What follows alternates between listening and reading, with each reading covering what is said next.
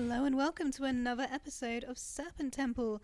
This week we are going to be doing a live roundup of gigs that we've seen in the past few months. We've had a little break because we've been very busy, but we have been at gigs. We've done a little bit of interviewing here and there. So yeah, tune in and find out what we've been up to. So Floyd, what have you been doing? Well, this is my first time using these microphones. It's really exciting. I really want to do an impersonation of you've seen the clip of the guy, the British guy that gets interviewed. He goes, "Whoa!" and he eats the microphone. I've always wanted to do that. Love that clip, my favourite one. I'm not going to do it, though, for sanitary reasons. Yeah, true. In the time of COVID, it's not there. No. Yeah. So what have I been up to? It's been a mad few months, hasn't it? We've both been super busy.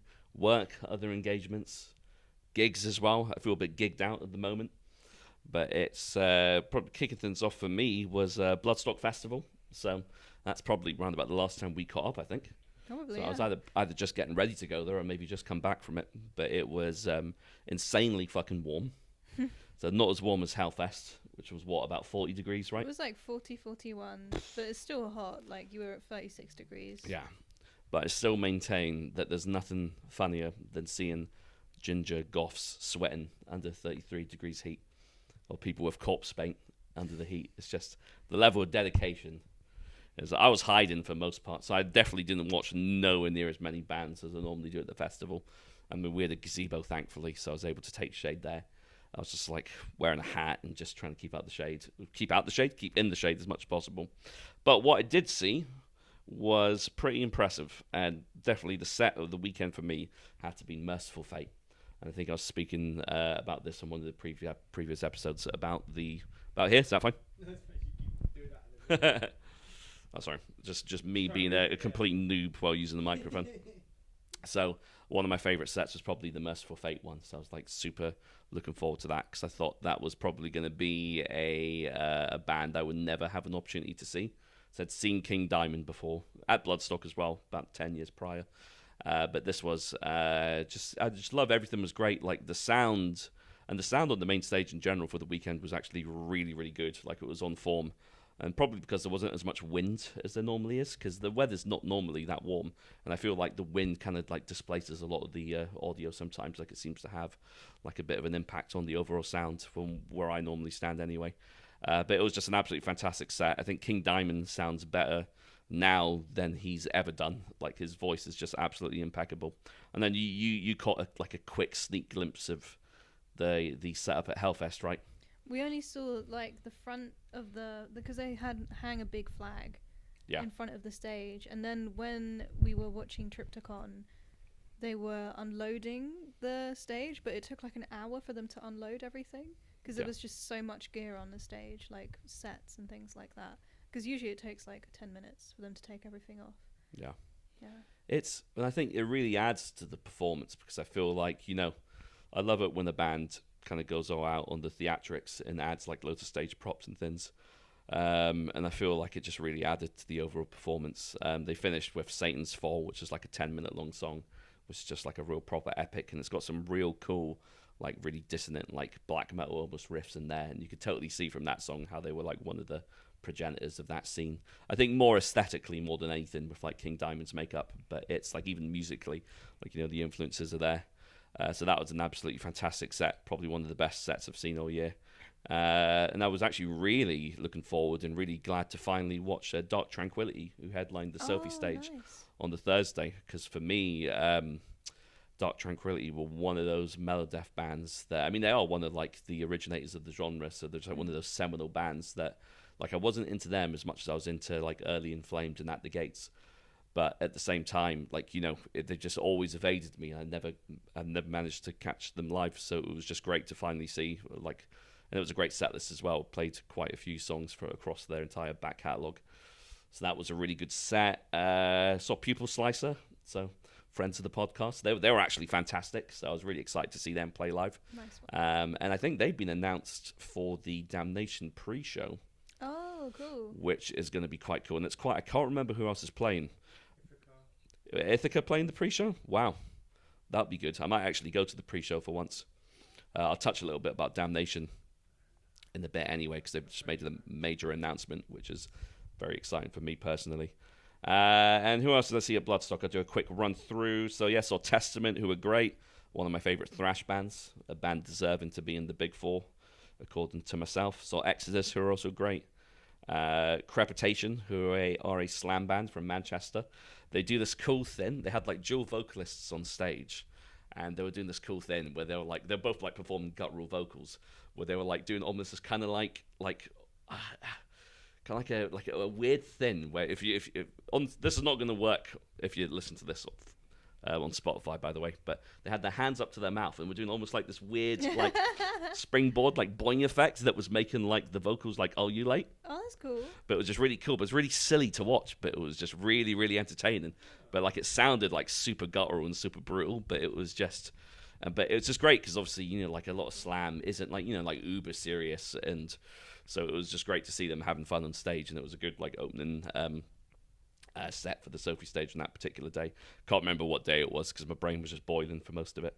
And yeah, and Counter Decapitation, probably another highlight. I think it was great to see them live and finally play tracks off of the Death Atlas album, which was probably one of my favorite albums of 2020. And it's kind of crazy to think that was 2 years ago because that still seems really recent to me.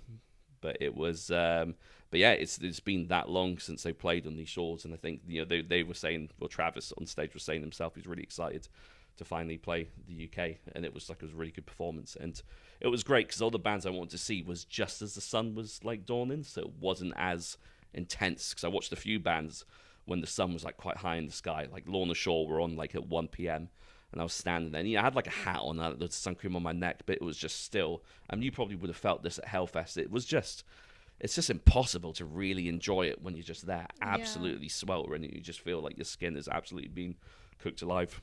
But overall, I think, given the circumstances, there was enough water points there, so it was well organized as it typically is. There was one report though of the campsite we were staying in, Valhalla. There was a deluxe kind of coffee van, and apparently at some point in the festival they ran out of water, so they rerouted the main tap for the campsite to fill up their water, so no one had access to any for an hour. Oh my god! So I don't know if this is true or not. So I'm just saying this was the word on the streets or on the field. But yeah, so if that actually happened, then fuck those guys. But it was, but other than that, everything was just really quite. It was, do you know what? Because it was, I think a lot of festivals would have crumbled under. I mean, I think it's testament to how well organized Bloodstock is and how well organized Hellfest is as well. Because I think Hellfest, are doing it on a much grander scale, and they seem to, cope quite well. I would have loved to have tried that thing you were talking about, the big arch that was spraying the mists. You would have loved it. Oh, that just sounds amazing. I would just be there the whole weekend. you could watch the bands from there too, which is kind of wild. And then they had the big misting cube as well. Oh, it just sounds amazing. Yeah. I'd have absolutely loved that. Need regular misters throughout London, just for your pleasure, yeah. Gorillas in the mist. But yeah, so Bloodstock was a great experience. What else did I watch? Went to see Gatecreeper play at the Underworld, which was a fantastic gig. Also in the heart of summer, so it was pretty warm when they were playing as well, so it was a bit intense in there. You could see the AC units just dripping. And they've done the same thing that... it's funny, every time I watch a death metal band or a heavy band at the Underworld, everyone always does the same thing. Because you know how the Underworld's got that big pillar in the middle? And everyone's just I want to see a circle pit around the pillar. And I'm just thinking, I swear to God, I can't... the day I watch a band that plays the Underworld that doesn't do a circle pit around the pillar is going to be a rare day indeed. But that was a great set. I think they've been announced for Bloodstock next year as well. And then we both had the pleasure of watching, getting into Hellfest for one of the days. You mean Deathfest? Deathfest. Did I say Hellfest? UK Deathfest, yeah. And watching Triumph of Death. Yes. Which was basically Tom G. Warrior and co performing a lot of Hellhammer tracks live. And I believe this is the first time a lot of these tracks have been played live. Yeah. Ever. I think so. Yeah. So that was a pretty special experience. Yeah, it was very cool. And you've been able to conduct a few pretty cool interviews over the last few weeks and months, haven't you? Yeah, not bad, not too bad. Had a few.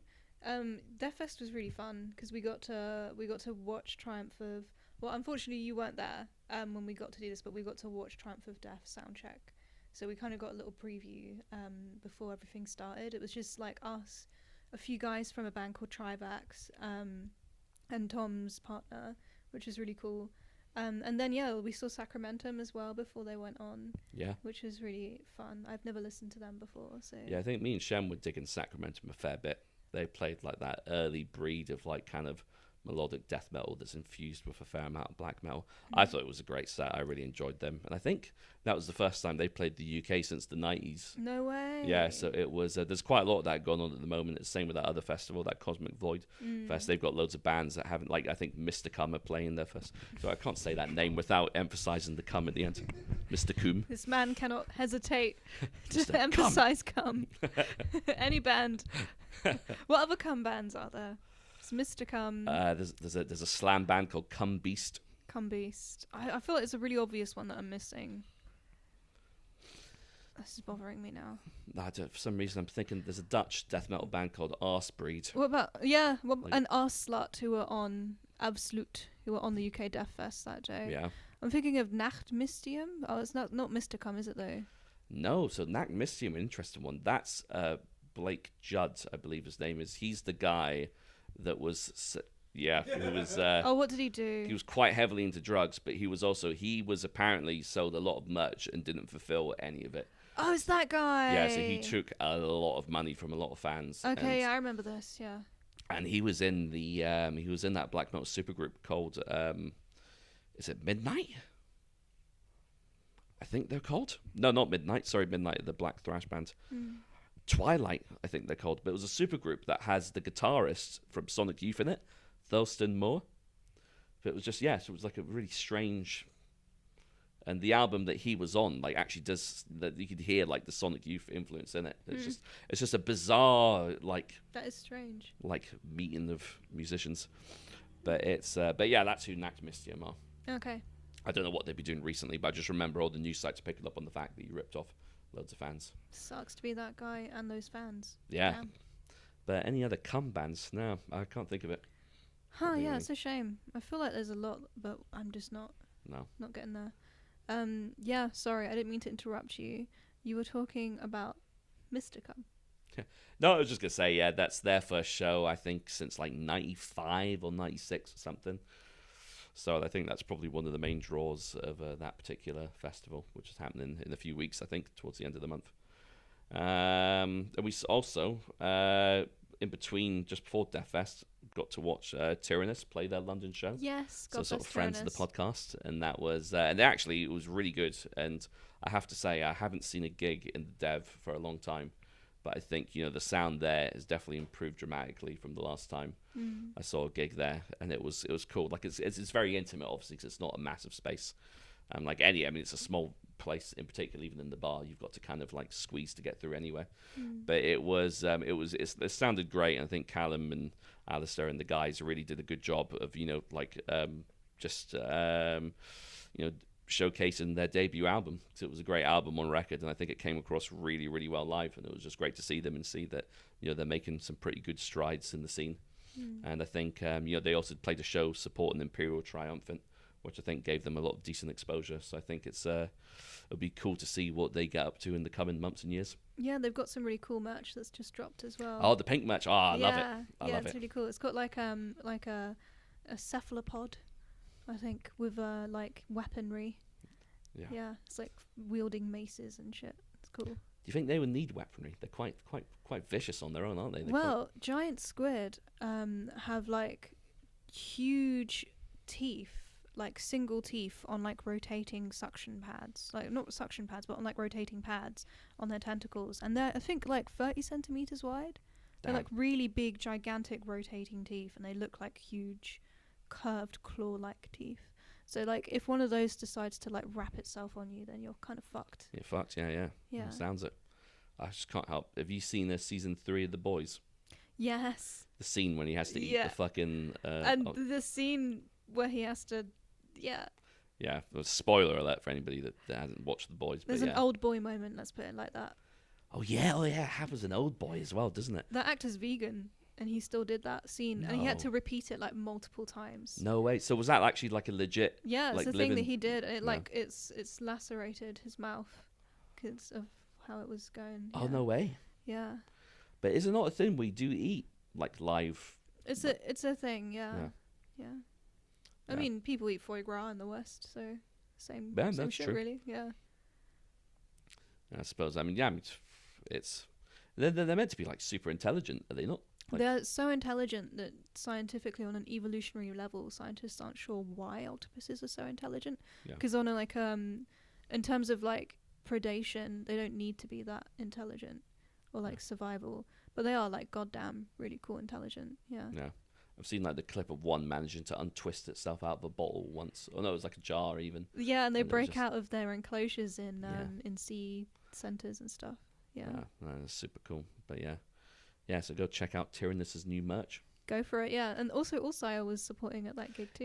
Yeah. Unfortunately, and I said this to Maxim at the time, I missed them because I was running a bit. It was after work, so. But from what I gathered online and through the socials, it seemed like a pretty damn good performance as well.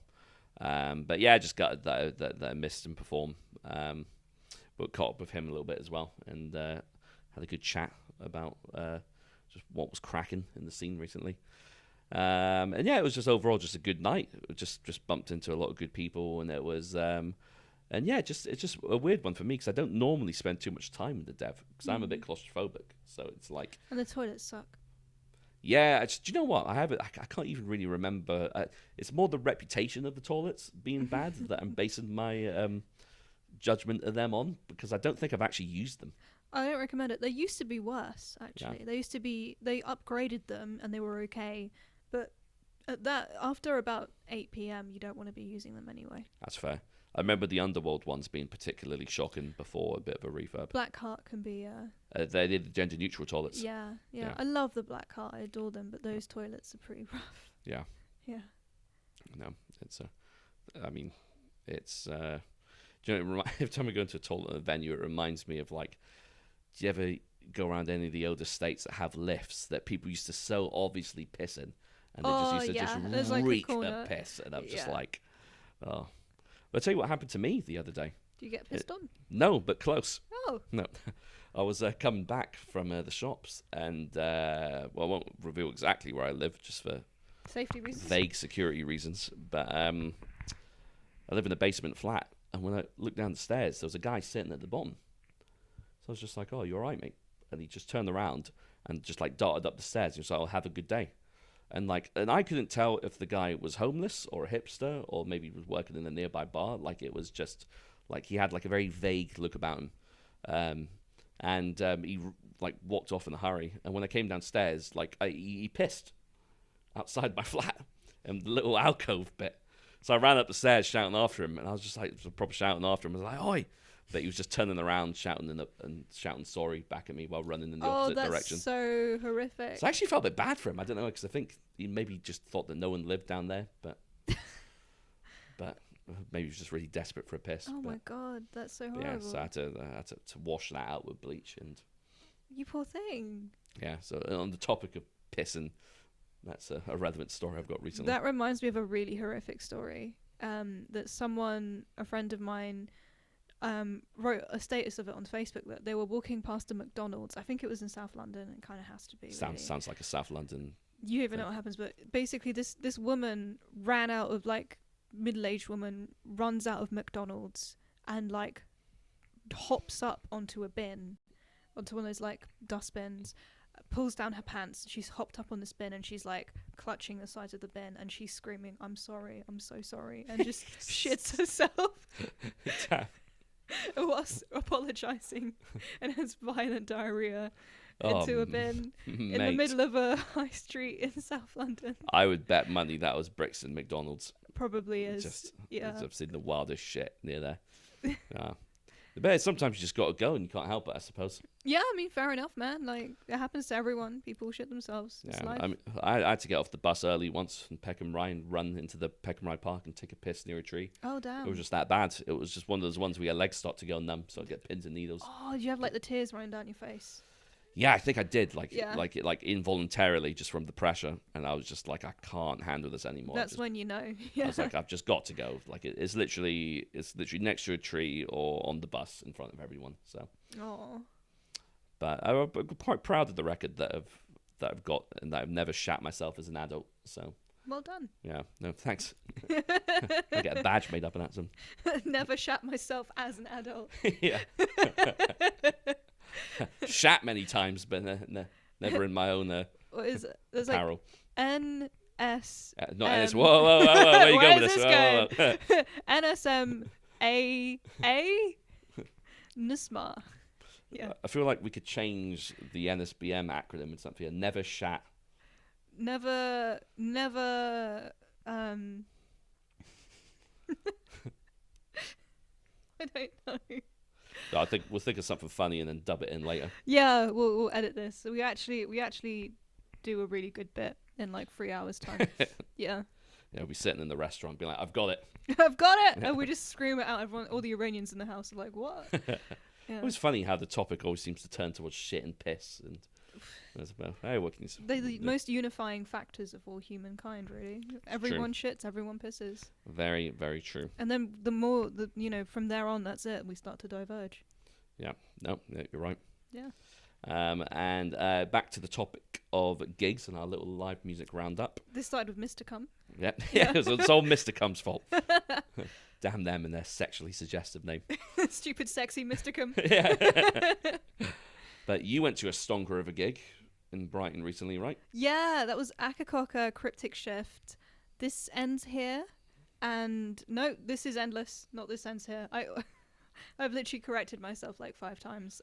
This is endless and Decimated Cross. Yeah. It was really, really good. The promoters who did this gig are like really wonderful people. Akercocke are like obviously one of my favorite bands, one of our favorite bands, and friends of the podcast. And now so a Cryptic Shift. We interviewed both of those guys, and it was really, really fun. We got to talk to Jason Mendonça, which was really fun. He's a skater. That's so cool, isn't it? It's just when you think back to like suit era Akercocke, you would never have put like that together, would you? I know, it's so wild, and he's so nice and cool, and he's just as funny as he comes across in like all his other stuff. That whole band have such a good sense of humor, and it really adds to like the brutality of their music in a weird way. Yeah, because the music's so dynamic, isn't it? Like it's so like we said before, like how it's. Like it's theatrical and it's quite pompous, but not in a derogatory term. But like it's got like obviously it takes itself seriously, but that level of like theatricalness to coin a new term, definitely you could definitely tell that the guys do have a sense of humor as well. And one of my favorite clips is them being interviewed by the Irish radio station. Oh yeah, you mean the Christian guy? Yeah. Yeah, that's so funny. Oh, no, it was a radio station. Sorry, it was a television show, wasn't it? It was kind of like a Jeremy Kyle sort of thing, I think it was. Yeah. And it was just like, from the offset, you could tell they were just there to try and make them look like fools. But they just ended up kind of like, you could tell that, I think it was Jason and David that were being interviewed, right? Yeah, it's Jason and David. They're in the Underworld, I think, or World's End. Yeah, because they'd like drinking wine. Yeah, it was hilarious. But I think, their candor and the way they handled it really just kind of really kind of elucidated how kind of stupid the whole argument against them was. Yeah, the guy's like, "Why are you coming here to Ireland to play satanic shows?" And they just literally respond with, "We were invited." Yeah. Just love it. Like, we were invited, mate. But I think it's definitely out of all the bands that have made like a return and from hiatus, like they're definitely the one band that would have been the top of my list that I would have wanted to see come back, and I'm glad that they come back triumphantly. And I have finally listened to the newest album as well. Renaissance and Extremis. Yeah, and I could confirm that it's a worthy addition to their absolute back catalogue. So, and you said they performed a new song live as well? They did. They're calling it Black Hole at the moment, but I think it's going to probably have a different title. Not a Soundgarden cover, I'm presuming. No. Yeah, at least it's... Well, I'm not going to make that joke.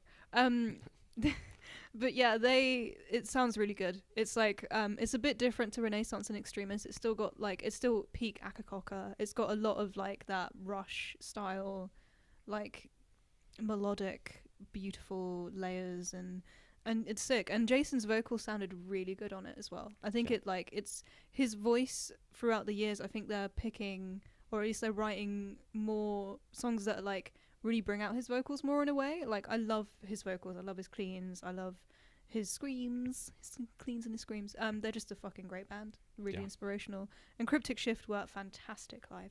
Yeah.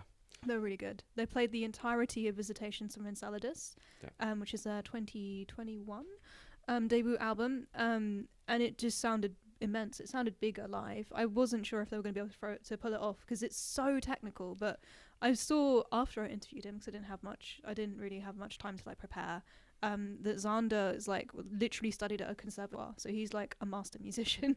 Basically, he knows his shit, and he was playing whilst pulling off some insanely virtuosic technical stuff, and then the bass was beautiful. It was like the tone was great. There was some like funk style shit going on, like really interesting different techniques that were being used to play. So much variation. And Moonbelt Immolator, which is like my favorite track on the album, which is also the first track, and it's like 20 minutes long, sounded really good live. Yeah, and they had all these like vocal effects on as well, like robot voice style effects. Oh, I love that shit. Like what's his name from Meshuggah? Yeah. And then like they were like gonna say what the name of their next song was, but they didn't turn off the robot voice. It sounded really cool. It sounded good. That's sick. If that was me, I would just use the robot fucking modulator for the entire show. This next song is, and then he was like, "Oh no, wait!" and he changed the pedals. It's so funny. Oh, I love that shit. That's amazing. But I mean, testament to how not the band, testament to how good they are as just a fucking unit that they're able to pull that off live, right? Because I mean, impressive. Listening to that album was impressive enough. So I think knowing that they could pull it off live and perform it, I think is, shows that they really are, like you said, like master musicians. Yeah, they're really, really good. And like as a band, they're really unified. They all wear like these cool high top sneakers. Oh, and like cool. in some of their promo pics, they're all wearing like matching sneakers, matching high tops, which is cute. But yeah, they all had like really fancy, nice high top things. If I was a high top guy, I'd be like, oh, I love your MXL 29 high tops from Sony Nike. I don't know. You know what I mean? They have like these bleep bloop cool colors, primary colors on them, and they're like white. They look good. Respect.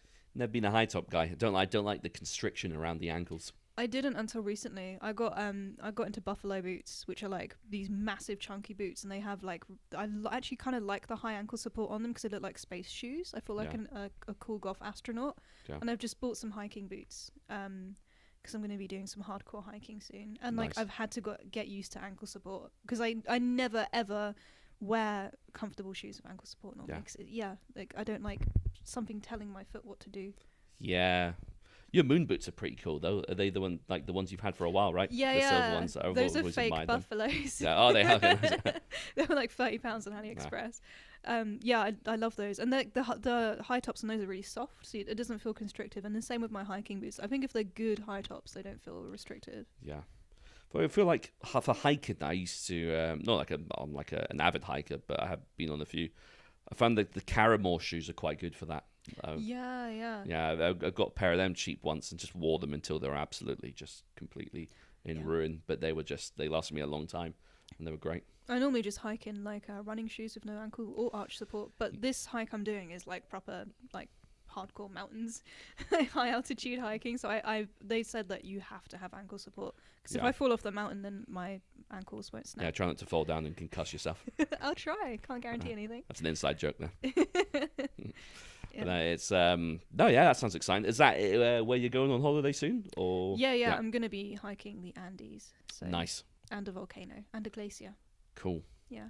That's some Middle Earth shit. Yeah, if I survive it, it will be. Yeah. If not, then it'll be some tragic shit. Well, I hope you survive. Thanks. Cheers. For the record. For the record, I'll do a review of like the Andean mountains at some point. Hopefully, that sounds super cool. Yeah. Yeah. No, I need to get out of this country at some point. I haven't been away since before the pandemic. Where do you want to go next? Do you want to go back to Japan or? Yeah, funny enough, yeah, that's what we were thinking of. We're thinking about maybe Japan again. To me and my partner, of course. And it's because last time we went out there, we only had about 10 days, and for Japan, that's not enough. No. And, it was enough to do a fair amount of things in Tokyo, but we really want to explore more of the entire country. And I actually was really badly lagging.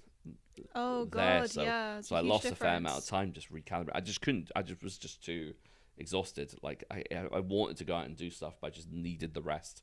So I recalibrate myself. And I wasn't right for the whole trip, to be honest. You know, the thing about going on holiday is apparently your gut microbiome just freaks out when you go on holiday. So that's really? part of why you feel so tired, because I always feel tired when I go on holiday. Even if it's like a few hours away, like on a plane, I will feel like shit for the entirety of the holiday because my guts haven't got used to being okay, where that's interesting. I didn't know that. Yeah, it's weird. Your guts like could control a lot of who you are. Maybe that's why they call it gut instinct, perhaps. Literally, for real. Yeah. Also, in like Farsi, in the Iranian language, like your heart is the same word as your gut. You say your stomach instead of like your BT heart organ. Okay, makes a lot of sense. Makes a lot of sense for how I live my life. I tend to follow my stomach more than my heart. Yeah. Yeah, it's weird. Yeah. Yeah, so I think that's basically covered everything we've seen recently. I've got a few upcoming things. I also saw Atomic Rooster. Oh, you did? Yeah, they played the Eel Pie Club, which is the second time I've seen them play there, like almost a year on exactly. Yeah. They just like changed one like number on the poster. It was the same poster as last year. Oh, amazing. It was really fun. And yeah, they're so good live. And who's still in the band currently?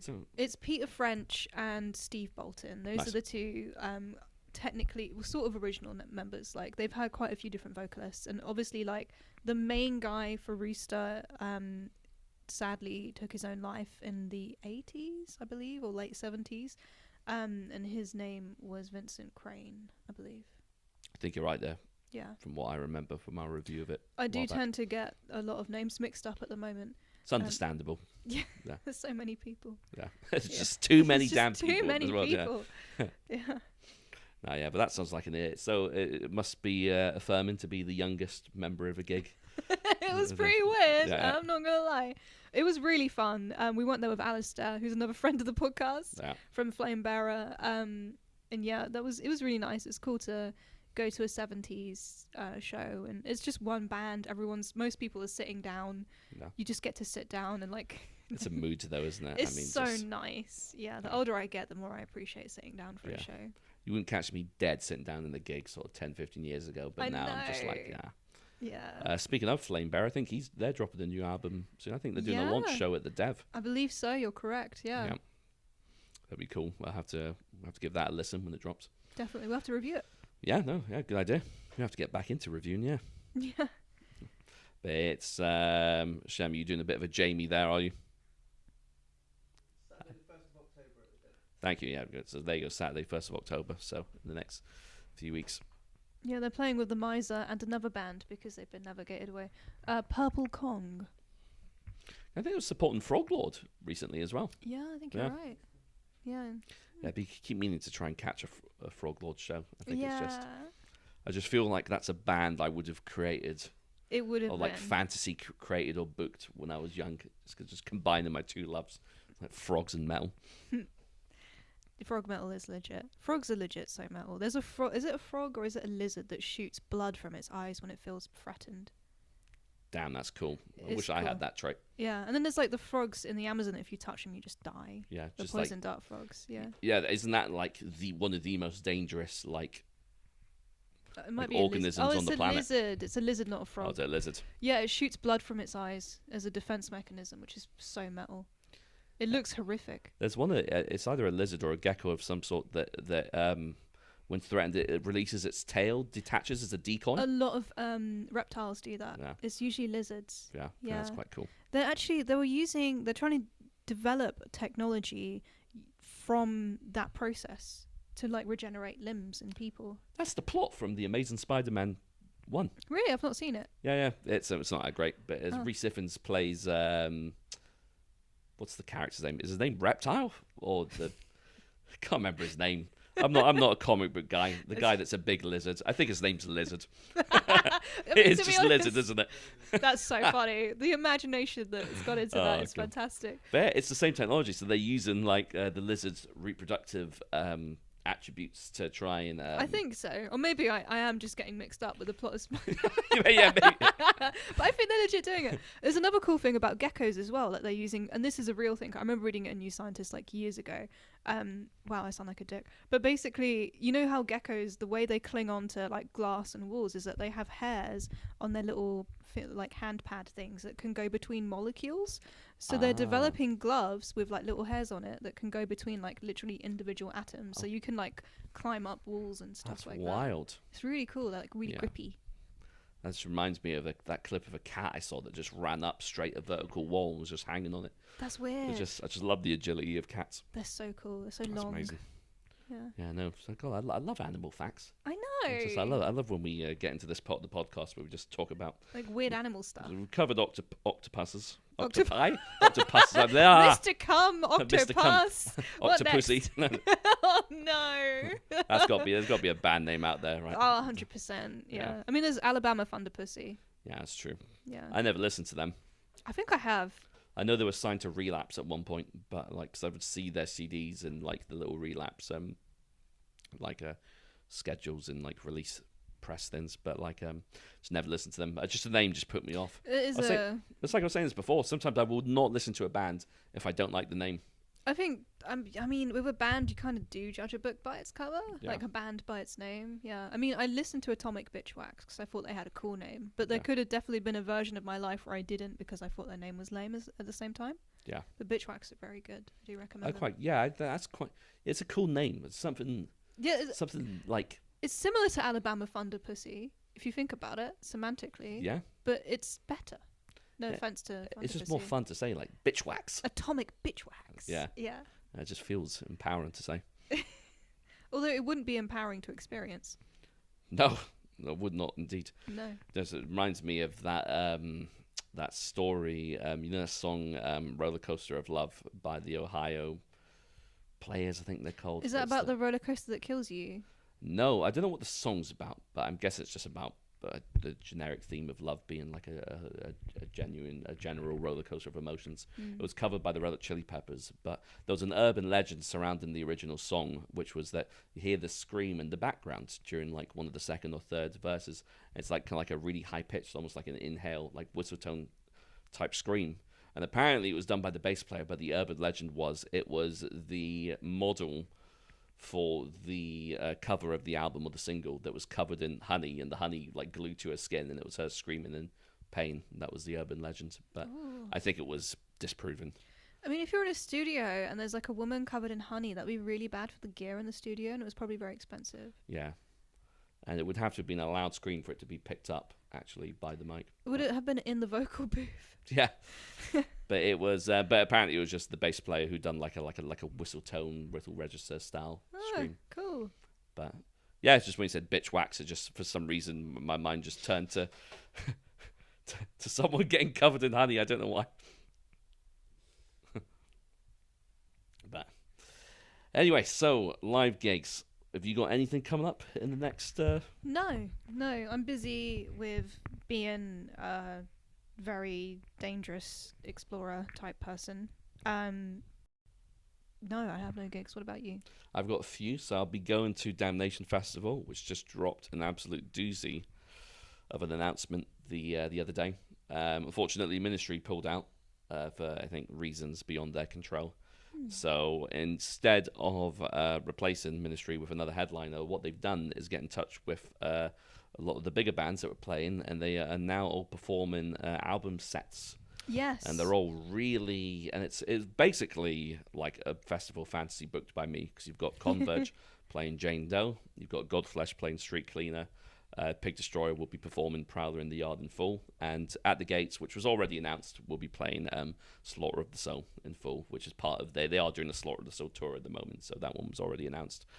But yeah, so I'll be massively looking forward to that. It's also their return to Manchester, because they've been in Leeds for the last sort of like 10, 11 years, I think. So they'll be at the MEM Arena, which is where Outbreak Festival was held. So at least I know how to get there and stuff. So I'll be looking forward to that. Got that coming up. Also watching The Who with my mum in December. So that'd be cool. We got her into The Who while we play backgammon and cribbage with each other. Oh, that's so sweet. I love backgammon. Oh, it's a great game. Do you have to play backgammon? Yeah, of course. It's the most Iranian game ever. Oh, no way. Do you know what? I'm going to have to get like a set at some point just to play. I just love it. And I'm not like a sore loser at the game. I think that's important when you play it, because I think, I'm a good loser. Yeah. Like, because when you play backgammon, there's just sometimes you get screwed by the dice and there's nothing you can do about it. So you just got to accept it. You would love the royal game of because it's one of the predecessors of backgammon. It's like really ancient. It was played in Babylon, literally. It's like the oldest board game in the world. It's 6,000 years old. Irving Finkel discovered it and like discovered the rules for it and stuff. Cool. Yeah, I'd love to play stuff like that. I'm real big into like the old school games. Like I love like backgammon, chess. Chess not so much. I think chess could be a bit too cerebral at times, and I'm just like, I don't mind a casual game of chess every now and again, but it's when it becomes so like intense, and and I've never been skilled enough to really reach that next level where you become like competitive at it. But yeah, big fan of cribbage as well. Have you ever played that game? That was a good one. I've not played cribbage. It sounds like a food. It sounds like a food that's very farty. It's an interesting one. It was, probably because it sounds similar to cabbage, so you're not far off. But that's a fun one. You get like a board and it's got pins, and it's just simple. You're just trying to get from one end of the board to the other, and you play different hands. You play for a deck of cards, and you've got to try and make like combinations of 15 and get like pairs, and similar to like poker in terms of like the hand and the hand systems for what constitutes more points. But it's it's just good fun. But yeah, me and my mum would always, even to this day, we'll sit and we'll play that for hours while listening to music. And just one time I put on The Who, and I was just like, normally playing like 60s or 70s or 80s songs that she grew up with. And I was like, let me try and see if I can introduce her to a few bands.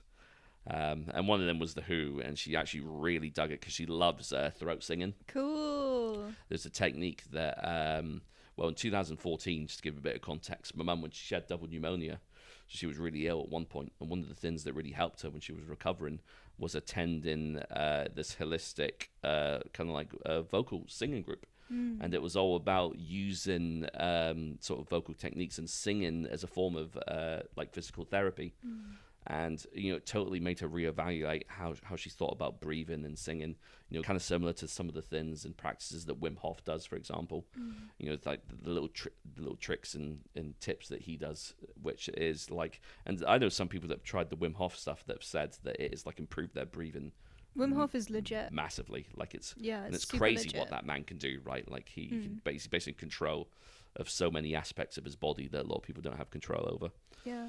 And like the singer of the group was also able to do like throat singing. I can't remember which branch of throat singing it was, but so she immediately gravitated towards the music. And I always said to her, I was like, as soon as they perform, if they play London, would you want to come? She was like, I absolutely would love to come. Aww. So as soon as I saw the tickets were announced, I was just like, I need to buy tickets. We've got a seated seat. I was going to say. So we've got 2 seats at the Roundhouse when they play, so that's going to be good fun. So I look forward to that.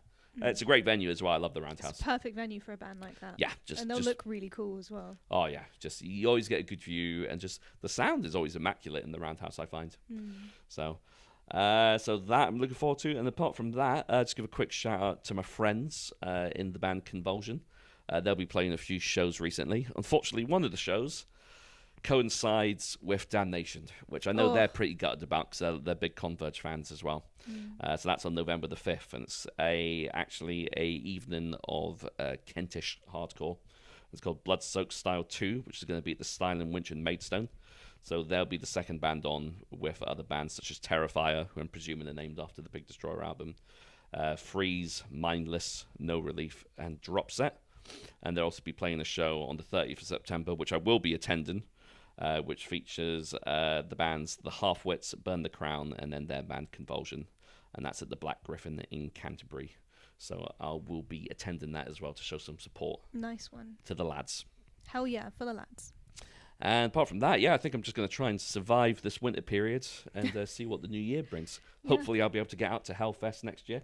It'll be nice and warm after the cold winter. Oh God, yeah. It's do you think it's going to be a cold winter?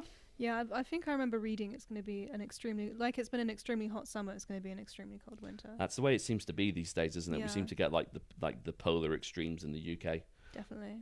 Which is strange because I could remember a time not even that long ago where like UK always just had like middling weather. Yeah, it was very mild all the time. Yeah, like we get like some period, we get like a couple of weeks in winter where it was a bit nippy, and then a couple of weeks was a bit warm in summer. But it was I remember London always being quite stuffy. But I think that's just because of the pollution. Definitely the pollution. Yeah. But it's but yeah, I think global warming's definitely had a bit of an impact on this little island. It's pretty difficult to deny it at this point. Yeah.